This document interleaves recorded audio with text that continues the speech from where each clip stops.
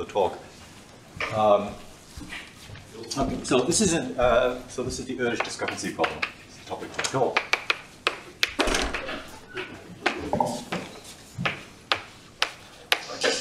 So it's a part of a topic in number theory called discrepancy theory.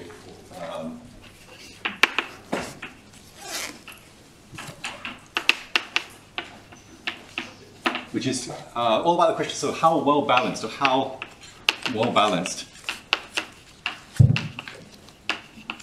equidistributed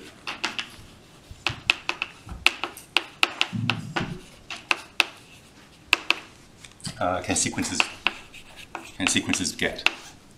Okay, that's sort of a very vague question, and there's various different aspects. Yeah, so sequences of what? Numbers, points. There's all kinds of questions here.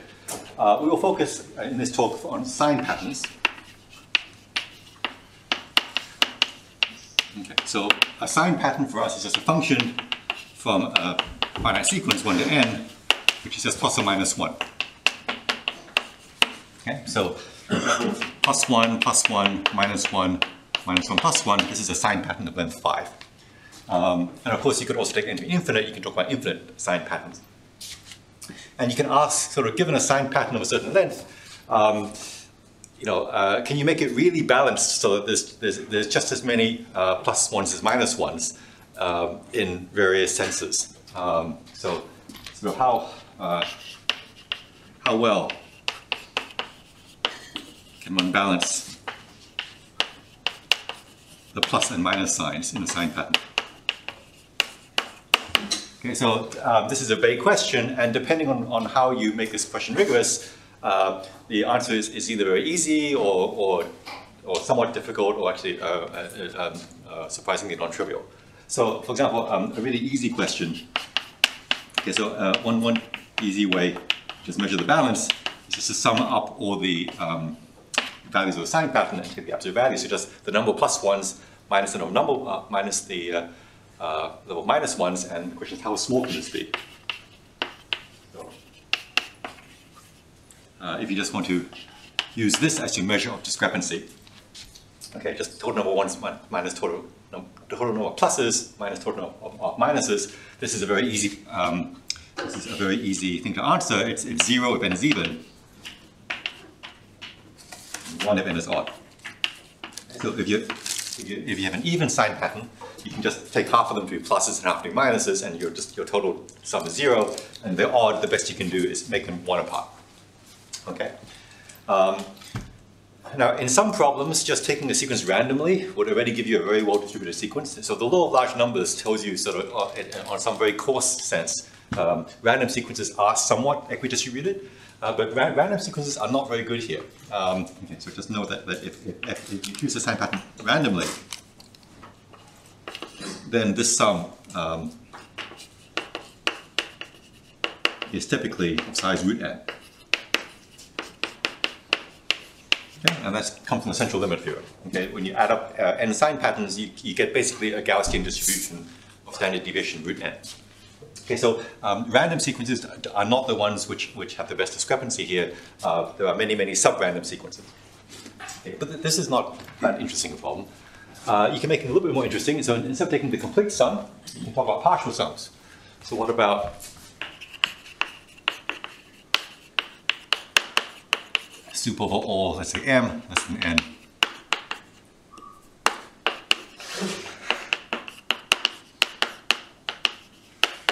Okay, so suppose we define the discrepancy not to be just the total imbalance between plus and minuses for the whole sum, but just of the maximal partial sum. So you ask to be balanced all the time. Okay, so how small can you make this sequence? Maybe we'll ask the audience. Okay, what if n is at least 2 or something? What's the smallest discrepancy of a sign pattern where discrepancy is the maximal fluctuation between plus and minus 1s here?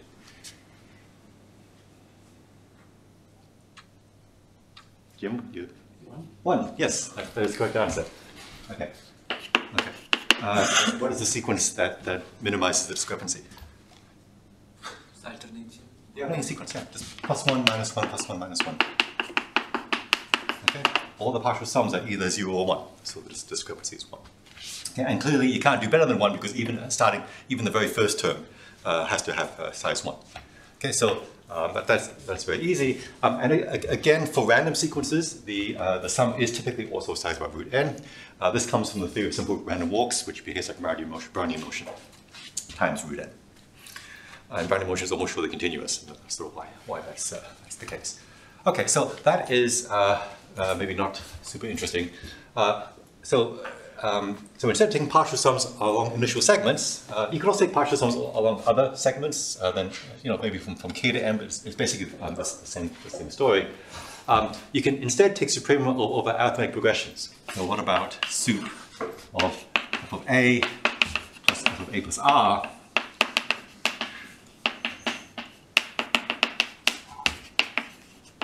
So take all arithmetic progressions. All arithmetic progressions which are contained inside 1 to n. Okay, and I guess R should be positive, so to avoid, you can't use repeats. Okay, so here it's a more challenging question. This alternating sign pattern is no longer a good choice because even though the partial sums are good, if you sample, for example, all the odd numbers of the sequence, then now the discrepancy is very big. So this sequence now has huge discrepancies of size n if you plug it into this quantity. So here, now that you're taking the sup over many, many more things, it's a much bigger sup than this sup or that sum there. It is bigger. So first of all, it goes to infinity, as in goes to infinity. It's no longer bounded, as in the previous two cases. And this is an easy consequence of Van der Waals theorem. So just to connect with Vitaly's lectures, okay, Van der Waals theorem tells you that every time you color the natural numbers, you get arbitrary long arithmetic progressions. In particular, if you two-color the numbers, so a sign pattern you can also think of as a two-coloring of the numbers 1 to n into plus and minus 1s. And so as n gets bigger and bigger, Van der Waals theorem tells you that you must get longer and longer monochromatic arithmetic progressions which are all plus 1s or all minus 1s. They get longer and longer. And so because of that, it's clear that this discrepancy must go to infinity. But that doesn't really tell you how fast it goes to infinity. The bounds are, if you actually plug in the best bounds of Van der Waals theorem to Gauss, it gets, the lower bound is like log n or something. It's not that great, log n, I think. 2 or 3, whatever. But the exact growth is known. So there's a famous theorem of Roth. Okay, so Roth has like 3 famous theorems, but this is, okay, I'm not going to rank which one is, but Roth's discrepancy theorem.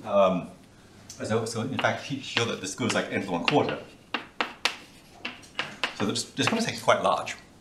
That it must be at least n to the 1/4. Now, this is a funny number because if you again try a random sequence, the same sort of central limit theorem argument, actually, you can eventually show that this discrepancy for a random sequence is about square root of n still. So it's this n to the 1/4 is a bit strange, but many years afterwards it was shown by Matomaki and Spencer, and there's an accent somewhere. Sorry, S. Okay, that one. Okay. Okay. In the 80s or something, that in fact this is best possible. That they actually constructed, so not a random sequence, but a very cleverly constructed sequence where this type of discrepancy is about n to the 1/4. All right. So let's answer that question. Okay, so intermediate between this partial sums and these, so you're just summing over only basically arithmetic progressions which are initial segments. And here you're taking a sup over all arithmetic progressions. Okay, but then Erdos asked in the 30s,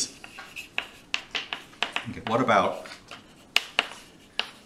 if you, instead of taking the sup over all progressions, just homogeneous arithmetic progressions? So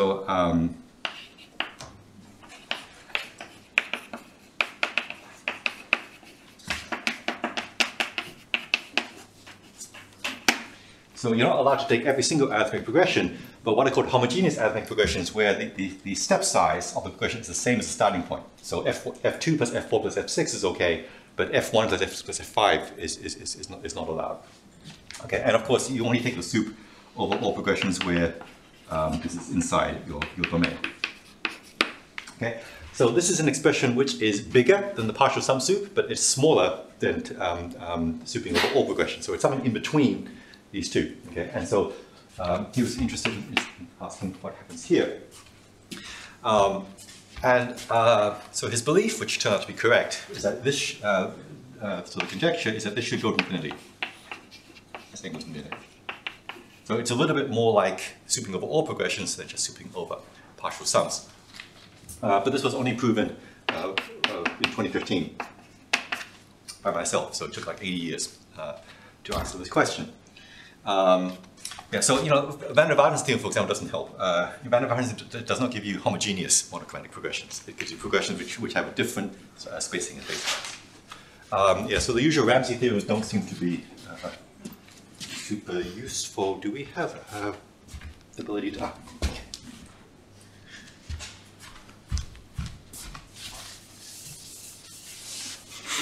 So let me just call this whole quantity the discrepancy of the sequence. Okay, technically, it's homogeneous discrepancy, but we'll call it discrepancy for short.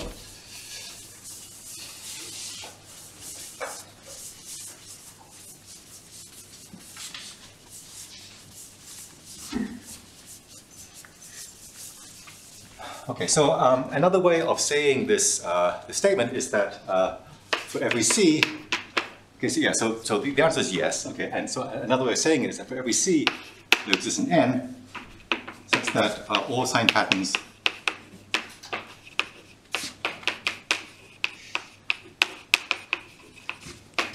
of at least n of discrepancy at least c. Okay, this is another way of stating what I said here. And another way of saying this, by the way, is that if you take any infinite sequence of sign patterns, it must have infinite discrepancy. That's an equivalent form of this result. Okay, so this is just spelling out the quantifiers. And so once you have those quantifiers, you can start looking at special cases. Okay, so you can say, well, so this is saying that, so the theorem is that if your sequence is long enough, eventually the discrepancy has to be at least 1, then it has to be at least 2, at least 3, and so forth. So you can ask what happens for small numbers. Okay, like given any constant c, what is the smallest n for which the discrepancy is forced to be at least c? Okay, so the theorem is that for every c, there is some n beyond which all discrepancies are at most c. But the first few you can compute. Okay, so for example, for c equals 1, the n that you need is 1. Okay, because the moment you have even one sign, the discrepancy has to be at least 1. 2 is a little bit interesting. So it turns out that the answer is 12. Okay, that you can write down a sequence of sign pattern within 11, which has this discrepancy 2. So discrepancy less than 2, 1. Okay. So that, in fact, I even have it. Okay, so it turns out this sign pattern, +1, -1, -1, +1, -1, +1, +1, -1, -1, +1, -1. This is a sequence of 11 signs, and every single discrepancy is at most 1. So for example, F2 plus F4 plus F6 is at most 1. And so you can check that. So you can keep the discrepancy under 1 for a sign pattern of length 11, but the moment you get to 12, the discrepancy must go to at least 2. And this was observed in like the 1960s or something. The proof is kind of cute. I'll show you how you get started. It's basically, you solve a little Sudoku problem. Okay, so let me explain why. Okay, so the claim is that if you have a sign pattern of length 12, no matter how you fill the sign pattern with signs, that somewhere you can find a progression, homogeneous progression where the discrepancy is 2 or greater in magnitude. Okay, so you could, there's 2 to the 12 sign pattern, so you could actually get a computer to brute force this. Okay, but you can argue as follows by sort of less brute force method. I mean, it's the same way that you can solve a Sudoku by brute force. Okay, but you can be a bit more clever. So first of all, without loss of generality, you can assume that the first sign is +1, because if it's -1, you can flip all the signs, and it's the same discrepancy. Okay, so you can assume that the first sign is +1. Now let's look at the second sign. If the second sign is also +1, that would already make the discrepancy 2. Okay, so you'd be done. So you can assume without loss of generality that the next sign is -1. Okay. Now 3, we don't have any data on 3 yet, because 3 could be +or -1, and we don't get any conclusion. But 4, we can say something, because 2, 4 is a homogeneous progression. So if this is -1, this guy has to be +1, otherwise you get a discrepancy of 2 from -1, -1. And now we can say something about 3. Okay, so if the discrepancy is 1, what sign does 3 have to be? -1, yeah, because if it was +1, then the sum would be 2. And you can keep filling this out, and you eventually get a contradiction somewhere around 12. So if you are bored of the talk, you can work that out. Okay, yeah, so the answer is 12. All right. Now, okay, so then 3, you can ask, what is the optimum, what is the threshold before the discrepancy exceeds 3? This turns out to be the extremely obvious answer.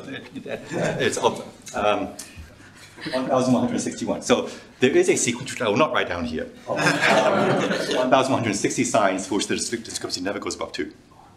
And in 2014, yeah, so this was only observed in 2014 by Konover and Sitzer, who first of all generated the sequence, but then also the harder part was to show that for any sequence of length 1161, the discrepancy had to exceed 2.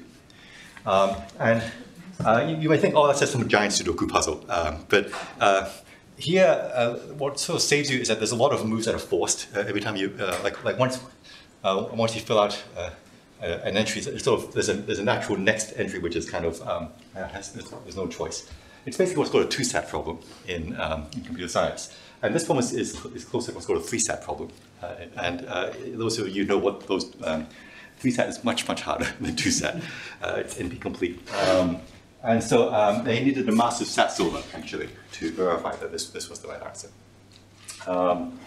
Okay, for what is known, or at least until 2015, so they also tried to make a long sequence of discrepancy that didn't exceed 4.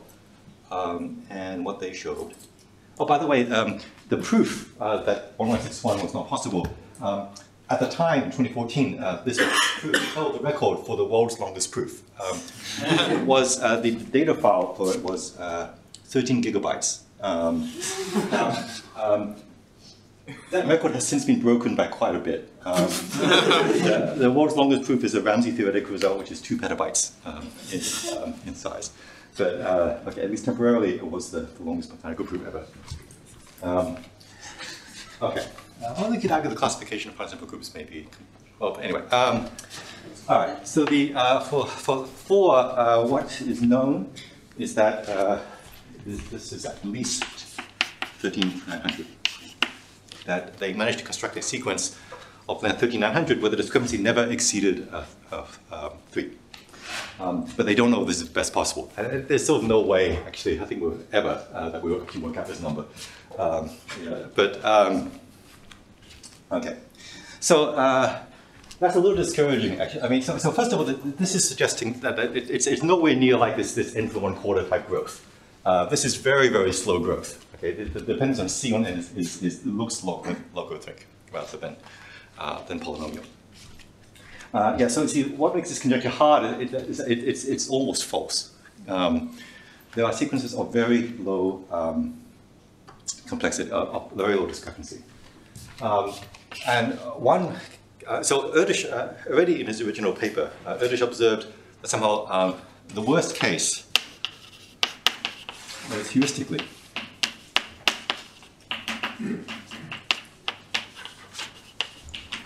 should be what are called completely multiplicative functions, or multiplicative sign patterns.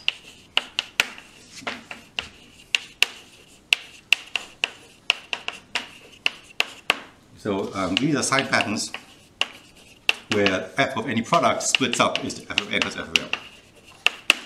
Okay. Yeah, for all n. There's a weaker property called just multiplicative, where this property holds but only when n are coprime, but we will not deal with multiplicative functions, just completely multiplicative in this lecture. The reason being is that, so these sign patterns are special because in that case, this type of sum factors into just f of a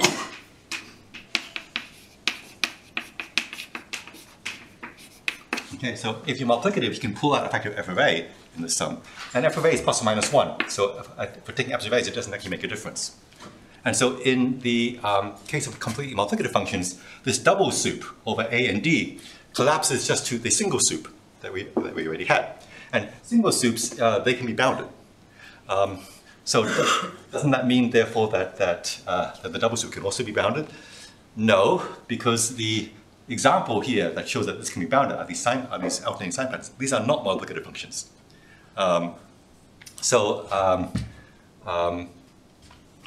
Okay, but what this shows is that there's an important subproblem. Okay, so the special case.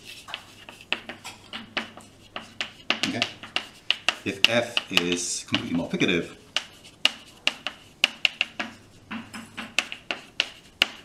show that the partial sums of a completely multiplicative function become unbounded.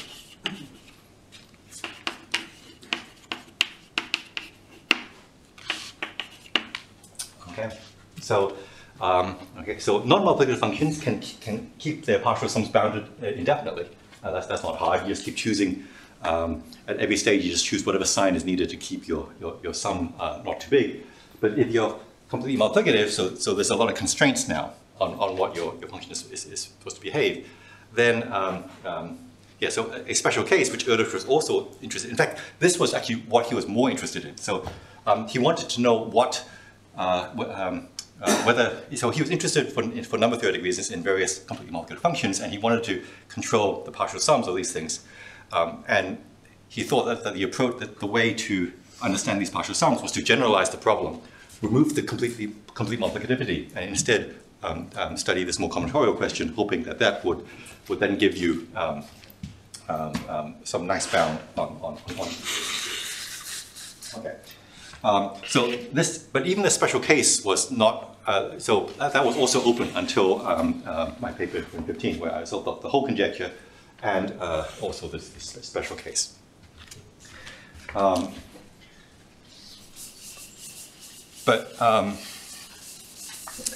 There was supporting evidence. Okay, in 2012 or something, I think. So Tim Gowers initiated one of these polymath projects, and this time it was the fourth one, 4, where he announced this big project to try to solve this conjecture.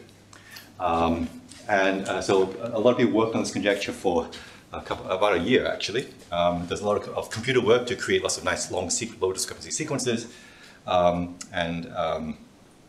Actually, so this was slightly before this 2014 calculation. So before then, the record for the longest low discrepancy sequence was by this polymath project. And I also participated in this project. And one of the things that we actually managed to conclude is that somehow, roughly speaking, this special case is actually the important case. The special case so morally implies the general case. With a little technical caveat that I don't want to talk about here. But roughly speaking, if you can control, if you can get nice uniform bounds on the divergence of discrepancies of complete multiplicative functions, you for free get actually lower bounds on the divergence of arbitrary sign patterns. And roughly speaking, what you do is that you do kind of a Fourier decomposition that, in a certain sense, every sign pattern can be decomposed as a linear combination of multiplicative functions with some square summable coefficients because of some Planck-Rowe type identity. Now, there's an annoying caveat because the natural numbers are not, you're applying Fourier analysis to the natural numbers under multiplication. But the natural numbers are not a compact abelian group because they're not compact and they're not a group. They are abelian. So you have to compactify and also periodize and so forth to make this work, but up to some rather annoying analysis technicalities, you can actually do a Fourier decomposition, and you can write a complete multiplicative function as an average, in some sense, an arbitrary sign pattern as an average of completely multiplicative sign patterns, and if you have good enough bounds on the discrepancy of these guys, it turns out that you can average out this A by averaging out the dilation factor and using this Planck-Rowe type bound, you can actually get from one to the other. So this is really the important case. And so this is where the number theory starts coming in, because completely multiplicative functions occur all the time, like all our examples complete multiplicative functions are number theoretic in nature. May I ask you a question? Yes. Yes. I feel like it must be obvious, but I'm still confused. So when you say the sup goes to infinity, this is the nth over all f? Yeah. Okay. But there is an equivalent form. In fact, okay, so you can say two things. Okay, yeah. So either for all n, there's an infinite over n, this goes to infinity, or if you take it a completely multiplicative function defined on the entire natural numbers, that this sup goes to infinity, and that turns out to be equivalent by compactness.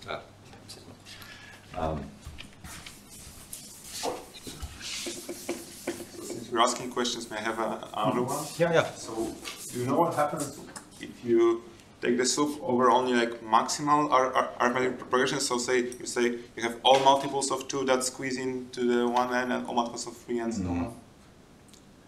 I haven't thought about that, but my guess is that that should be bounded.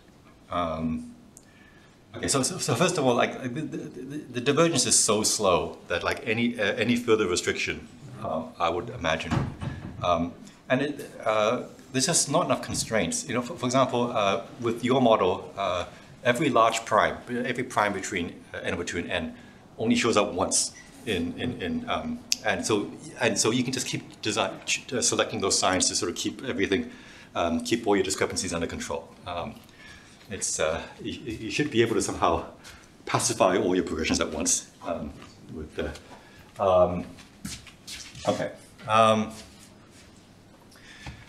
Yeah. So right. Okay.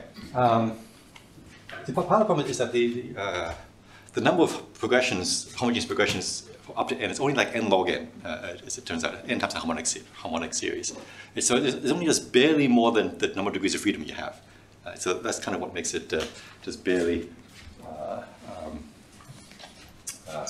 of reach. Okay, so what did I want to say?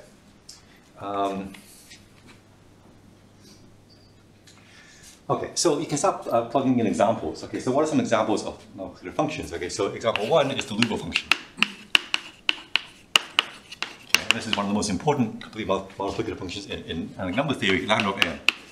And this is just n, it's just minus 1 to the number of prime factors of n. Counting multiplicity. Okay, so for example, lambda of 12. 12 is 2 times 2 times 3, that's 3 different primes, so it's minus 1 to the 3. So example lambda 12 is minus 1. And so this is a sign pattern. Actually, it looks quite a bit like this, the sign pattern that came up here. It's actually not completely a coincidence, but actually, it's not a coincidence at all, actually. Okay, so this is a sign pattern, and it is known. It is known that these sign patterns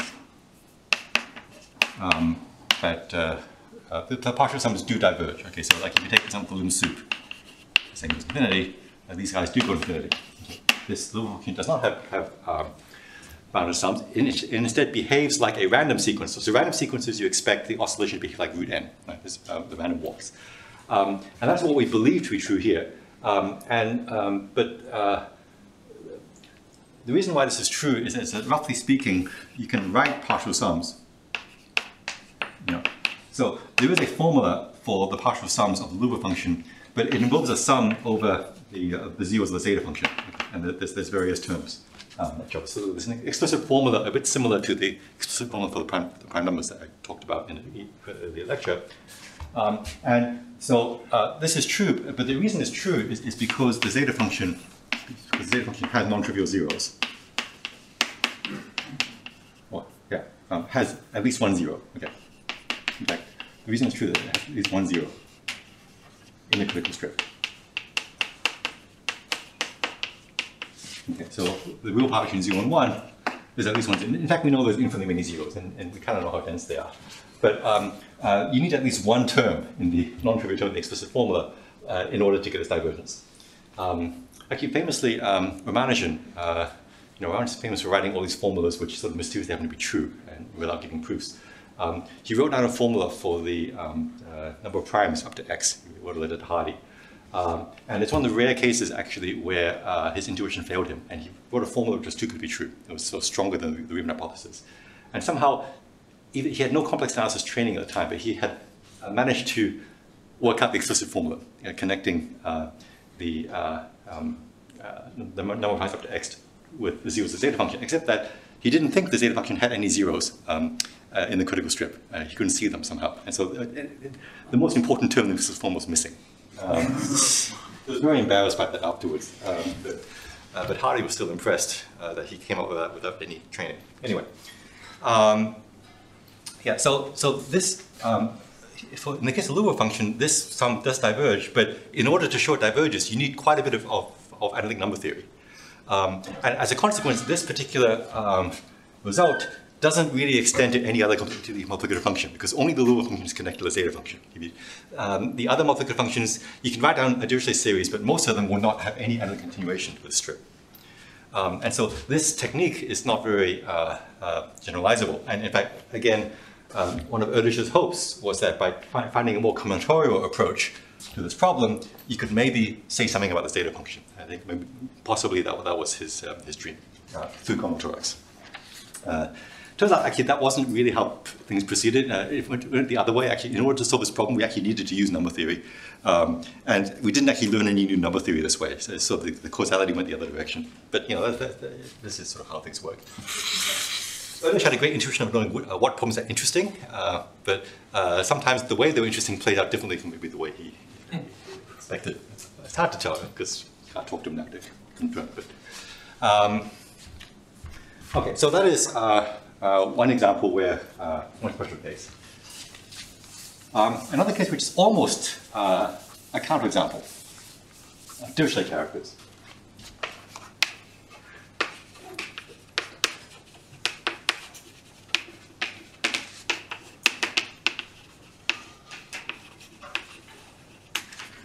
So a Dirichlet character is a function which is completely multiplicative and periodic, and obeys a couple of minor conditions, but that's basically, those are the two main conditions. So let me just give you an example of a Dirichlet character, chi3.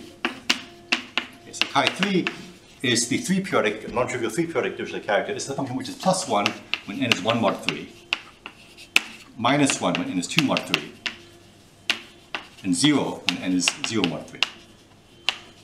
Okay, so it looks like +1, -1, 0, +1, -1, 0. Okay. So it is completely multiplicative. That's easy to check. And the partial sums are all bounded. Okay, you can see that the partial sums they always have just 0 and 1. Okay, so here is a completely multiplicative function where the partial sums are bounded. But it is not a sign pattern, because it's not always +1, -1. It's +1, -1 2/3 of the time. And then 1/3 of the time it is non-zero. So it's only 2/3 of the sign pattern. But it is completely multiplicative and it has bounded sums. So it's sort of 2/3 of a counterexample. Now, you can design similar sign patterns for many, many other primes in 3. In fact, for every prime, you can take the quadratic, the Legendre symbol, 1p. And that will be another example that does exactly this. So here I've got 2/3, but if you do it mod 5, you can get like 4/5 of a counterexample. And you can get sort of 99% of a counterexample with these sort of constructions. So here's something where the discrepancy is bounded. Another way of describing this example, if you want to specify a complete multiplicative function, you only need to ask what it's doing on each prime.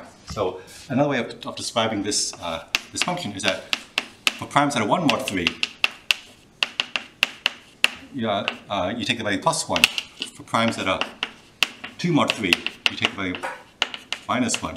And for the unique primes, which is 0 mod 3, which is 3, you make it 0. Okay, so in contrast, the Lua function assigns -1 to every prime. Once you specify what happens at every prime and you're completely multiplicative, the primes generate the natural numbers that you have completely specified the multiplicative function everywhere. So it's just a matter of choosing the signs once for each prime. Okay, so if you you make this choice, the sums are bounded. But this is not completely multiplicative because this is one prime where you set things to 0. Okay. But you can fix this. Okay, so in the 90s, Baldwin, Choi, and Koons messed around with variants of this. So if you take a multiplicative function And instead of 0 here, you decide to just flip this, you choose a function which is the same as the Dirichlet character for primes not divisible by 3, but at 3, you make it 1. Yeah. So basically, it's the same sign pattern, but on multiples of 3, it's actually just a repetition of the same sign pattern. 1, minus 1, 0, 1, minus 1, 0. And then on multiples of 9, you also insert in another copy of it. So it's sort of a fractal version or p-adic version of the Dirichlet character. So you can turn the Dirichlet character into a sign pattern. And if you use the sign pattern, what they observed, there's a very cute exercise. That if you actually compute the nth partial sum, this is equal to the number of ones in the base 3 expansion. Yeah, so n is expanded in base 3 into strings of zeros, 1, and 2s. You count how many ones there are. That's actually this partial sum. It's a nice, cute little identity. There's an exercise. In particular, that tells you that this sum grows like log n. So you can make a sequence whose discrepancy grows like log n this way.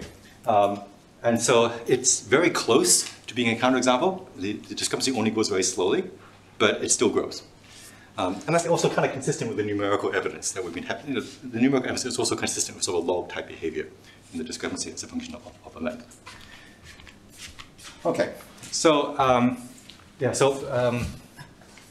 this is an example of a function that isn't quite a Dirichlet character, but the modern term for it is that it pretends to be a Dirichlet character. It correlates very strongly with a specific Dirichlet character, in this case chi3, in that for many primes it gives you the same sign.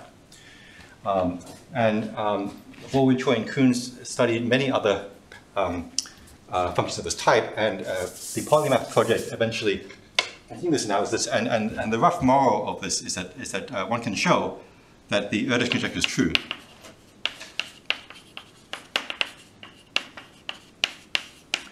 For any complete multiplicative function.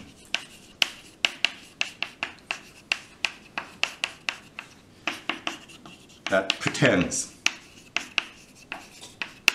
to be a Dirichlet character.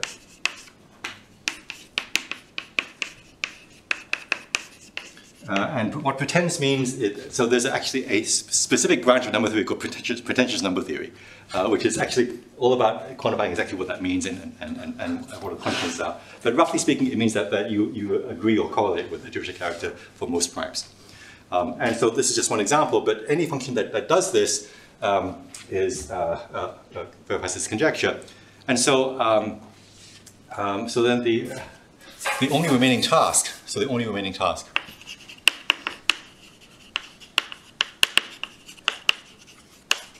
is to settle what's called the non-pretentious case,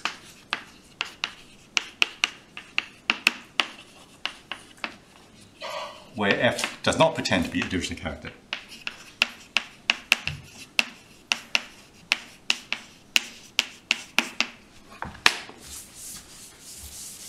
Okay, so for example, the Lua function is known to be non-pretentious. It does not correlate with any Dirichlet character. This is related to the prime number theorem in arithmetic progressions. What is the growth, though, for the Liouville function? Yeah, so on the Riemann hypothesis, there should be root x, root n up to lower order terms. We cannot prove that because proving that is basically equivalent to the Riemann hypothesis. I think the best bound is that its upper bound is like n, and then some like e to the minus log n something. I forget exactly what it is, or log n to the 3/5 or something like that. Yeah, so actually finding the exact rate of growth is almost equivalent to solving the Riemann hypothesis. So, which is sort of, so that sort of tells you that this is not the way to solve the problem, at least unconditionally. And every Dirichlet character, you can have this construction. You can make this construction. Yeah, you can make any non-principal Dirichlet character, you can modify it and have a log n type growth. So yeah. The pretentious characters are kind of like the major arcs in the circle method, and the non-pretentious characters are like the minor arcs. And so, you need a rather different method here. So so basically the model problem actually, is to show that the partial sums of the Lua function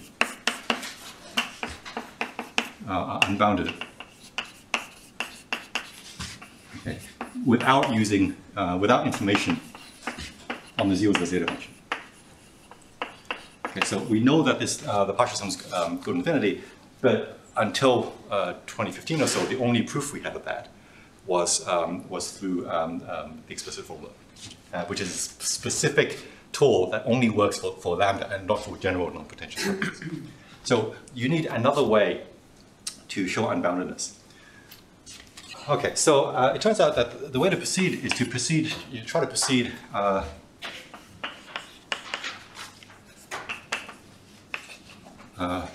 through controlling correlations.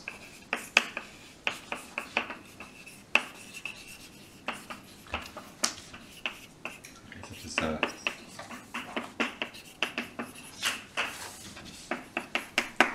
okay, like you should start correlating lambda with its shifts, nearby shifts, and it turns out that if you can get good bounds. So, so there's this conjecture of Chowla that this Lua function should not actually.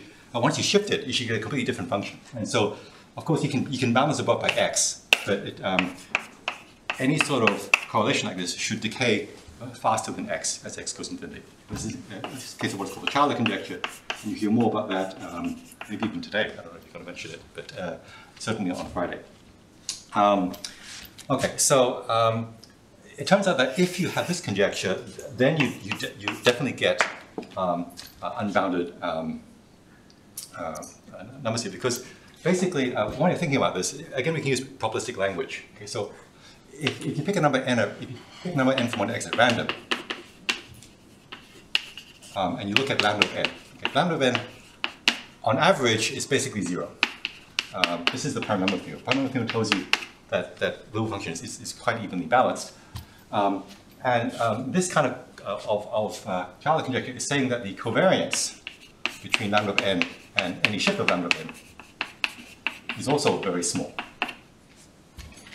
So these lambda of n plus 1, lambda of n plus 2, they behave like independent random variables, but their variance, by the way, is basically 1.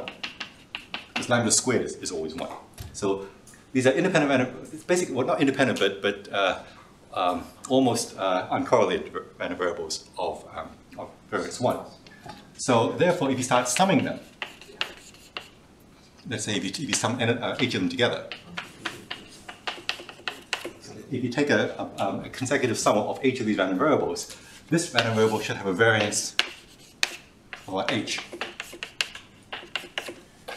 for any small h. Okay, so when you sum uncorrelated random variables, there's a Pythagorean theorem. Okay, that the variance of the sum is like the sum of the variances. And so by making h bigger, this becomes unbounded. And so this tells you that partial sums of that these sort of partial sums are unbounded, but these partial sums are just differences of two copies of the initial partial sum, and so these sums are also unbounded. Okay, so this is a very simple. This is an example. It's called a second moment method argument. If you want to control the distribution of some random variable, often just compute its second moment, its variance, and you can learn a lot if you have control of correlations.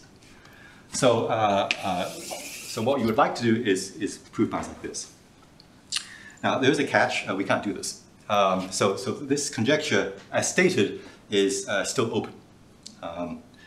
But it turns out that there's a weaker version, which is known to be true. So what is the case is what's called the average Chowla conjecture.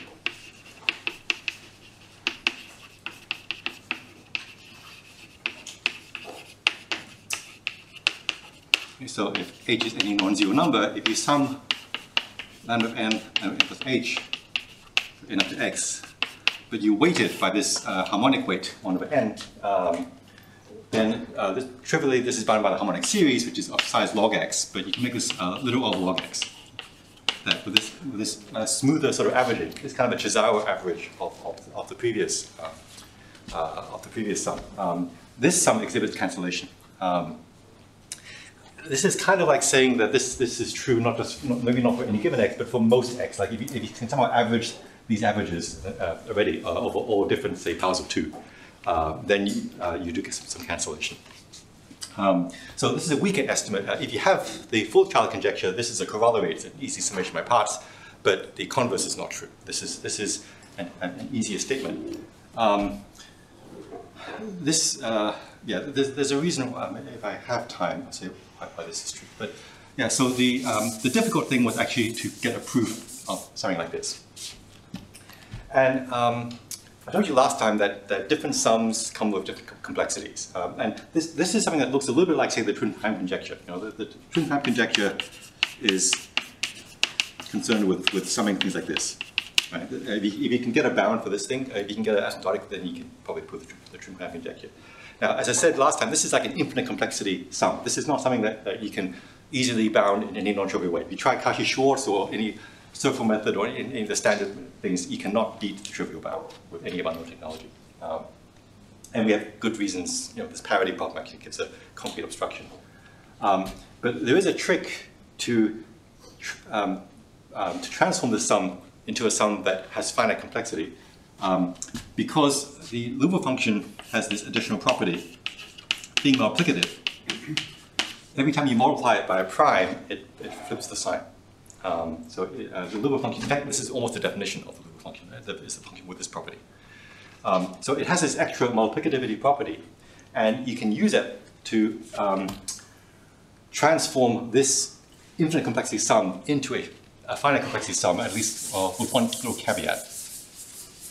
So let me sort of show you a little bit about what happens there. Okay, so if you use this transformation, if you pick any prime, you can make a transformation. This is the same as lambda Pn and the Pn plus Ph over n.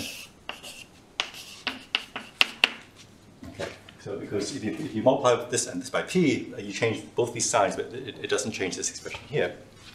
Now, as n goes to x, then you make a change of variables. M equals Pn. Okay, so this is like summing m is less than px, and then there's a p over m, and then lambda of m plus ph. But except that you're not summing over all m, you're only summing over those m that are multiples of p. Okay, so there is you have an expression like this, and this is true for any prime, but then maybe you can average over all primes. Maybe you average over all primes of size capital P, dividing by how many primes there are of size P. You can get some. You can turn the single sum into a double sum like this. And people who have, like, if you understand complexity of linear forms, having a double sum, you have a better chance of having a finite complexity expression than having a single sum. Unfortunately, this is annoying object here. So this is not really, it's a bilinear expression of lambda and lambda, but restricted with this funny restriction where one of the variables has to be divisible by the other variable. But on the other hand, this expression is on average, this is also equal to 1 on average. Yeah, so the reason why it's useful to have this harmonic sum, actually there's two reasons. One is that it kicks out this p, which normalizes nicely. But also, once you normalize by log x and px, they may have, if p is small enough, log x and log px are almost the same. And actually, you can basically delete this p here and have almost the same sum. If p is small compared to x, and this is the main advantage of working with this log averaging that is completely false if you don't do this log averaging. So you can eliminate the p here, which is a little bit convenient. So this expression is almost is 1 on the average. So you can split it up into two terms. You can split it up into a term for 1 and then a term with everything else.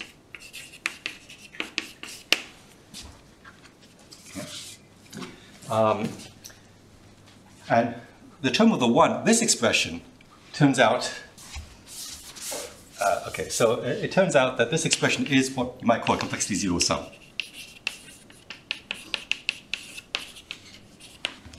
You're averaging basically m plus p. This h is a constant. Okay, so it's like canonic progression of length 2.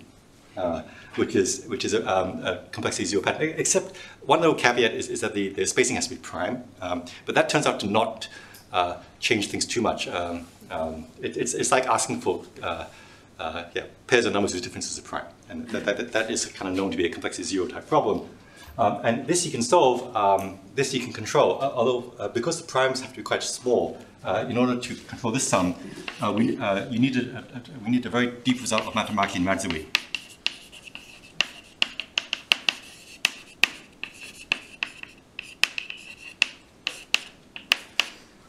2014, I think.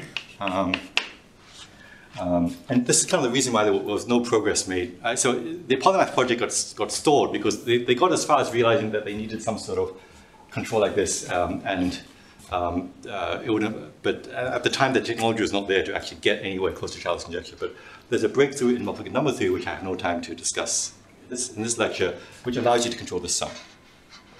And then there's this other term, which is annoying, and it turns out that this expression here, we can't prove that this expression is small for all scales p, but it is possible to show that this contribution is negligible for most scales p. Okay, but not all scales. Conjecturally all scales, but we can read it for most scales. And then you just pick a scale by the Peano principle for which the scale is good, and then you can get rid of this term. And this uses a technique I introduced called the entropy decrement method.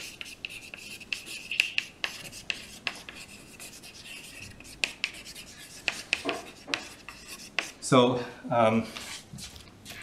it's a bit. I don't have the time to explain why this method in detail, but basically this expression. This expression involves both the Luber function and sort of the M mod p, the basic class mod p. And it turns out that this expression is small unless there is some correlation between the sign pattern of lambda. Like you can think of this combination as some sort of funny nonlinear combination of, first of all, a sign pattern. Like you can look at a block of lambda, maybe up to some. You can take a little window of the Luber function of some size h, and this is some sign pattern, and it depends on the base point m. And the question is whether this sign pattern is sensitive to the residue class of m mod p or not. So, for example, if you start the Luber function at an odd value of m or even value of m, do you get very different sign patterns? And we don't know. It is potentially possible that the value of the distribution of a block of a word like this, a sign pattern, depends on what m mod 2 is or m mod 3. There could be some correlations, in which case you cannot control the sum.